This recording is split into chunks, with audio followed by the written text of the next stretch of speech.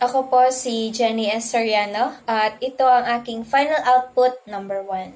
So narito po ang aking pagninilay sa relasyon ni Jose Rizal at Leonor Rivera. So ang kanila pong pag-iibigan ay isang malungkot na kwento ng pag-ibig na hindi nagtagumpay. Maraming salik ang maaaring naging dahilan nito at mahirap sisihin ang isang tao lamang. Pareho silang may mga responsibilidad at mga pangarap na hindi nila nagawang pagsabayin. Ang distansya, ang mga presyon mula sa pamilya ni Leonor at ang pagiging isang bayani at revolusyonaryo ni Rizal ay mga malalaking hadlang sa kanilang pagsasama. Sa una po is, sino or kung meron man ang dapat sisihin sa nangyari sa relasyon ni Rizal at Leonor sa kabuuan nito. Para po sa akin is, walang iisang taong dapat sisihin dahil pareho po silang biktima ng mga pangyayari at mga desisyon na kailangan nilang gawin. So, ang kanila pong relasyon ay isang produkto ng panahon at ng mga kalagayan ng kanilang mga naranasan.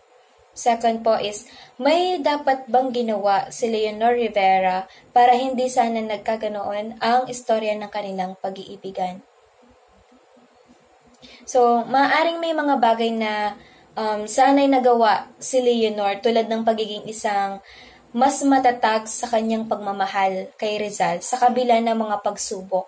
Pero, mahirap sabihin kung magbabago ang takbo ng kanilang storya kung nagawa niya iyon. So, ang mga desisyon ay ginawa sa konteksto ng panahon at ng kanilang mga kalagayan. Pangatlo po is, may dapat bang ginawa si Jose Rizal para hindi sana nauwi sa ganoong resulta ang kanilang love story? So, katulad nga po ni Leonor, no, may mga bagay din sana'y nagawa si Rizal. Maaring mas maaga pa sana niya napagdesisyonan ang kanyang mga prioridad.